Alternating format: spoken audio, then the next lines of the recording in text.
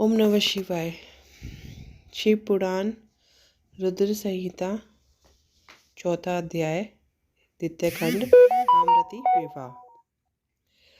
नारद जी ने पूछा, हे ब्रह्मा जी, इसके पश्चात क्या हुआ? आप मुझे इससे आगे की कथा भी बताइए। भगवान काम और रति का विवाह हुआ था या नहीं? आपके शाप का क्या हुआ? कृपया इसके बारे में मुझे विस्तार से बताइए।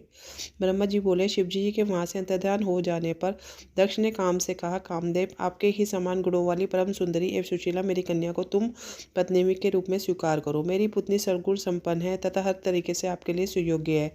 हे महातेजस्वी मनोभव, यह हमेशा तुम्हारे साथ रहेगी और तुम्हारी इच्छा अनुसार कार्य करेगी।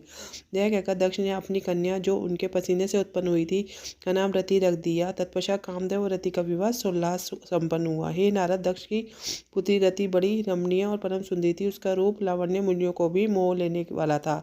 रति से विवाह होने पर कामदेव अत्यंत प्रसन्न हुए। वह रति पर पूर्ण मोहित थे। उनके विवाह पर बहुत बड़ा उत्सव हुआ। प्रजापति दक्ष पुत्री के लिए सुयोग्य वर पाकर बहुत खुश थे। दक्ष कन्या देवी रति भी कामदेव को पाकर धन्य हो गई थी। जिस प्रकार बादलों में बिजली शोभा पाती है, उसी प्रकार कामदेव के साथ रति शोभा पा रही थी। कामदेव ने रति को अपने हृदय सिंहासन में बैठाया तो रति भी कामदेव को पाकर उसी प्रकार प्रसन्न हुई, जिस प्रकार श्रीहरि को पाकर देवी लक्ष्मी।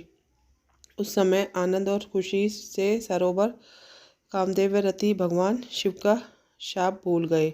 सूर्य जी कहते हैं, ब्रह्मा जी का यह कथन सुनकर महर्षि नारद बड़े प्रसन्न हुए और हर्षपूर्वक बोले, हे महामते, आपने भगवान शिव की अद्भुत लीला मुझे सुनाई है। प्रभु, आप मुझे आप बताइए कि कामदेव और रति के विवाह के उपरांत सब देवताओं के अपने धाम चले जाने के बाद पितरों को उत्पन्न करने वाली ब्रह्मा कुमारी संध्या कहाँ से आई और उनका विवाह कब और किससे हुआ? संध्या के विषय में मेरी जिज्ञासा शांत करिए। इसी के साथ श्री रुद्र संहिता का चौथा अध्याय पूर्ण होता है। ओम नमः शिवाय।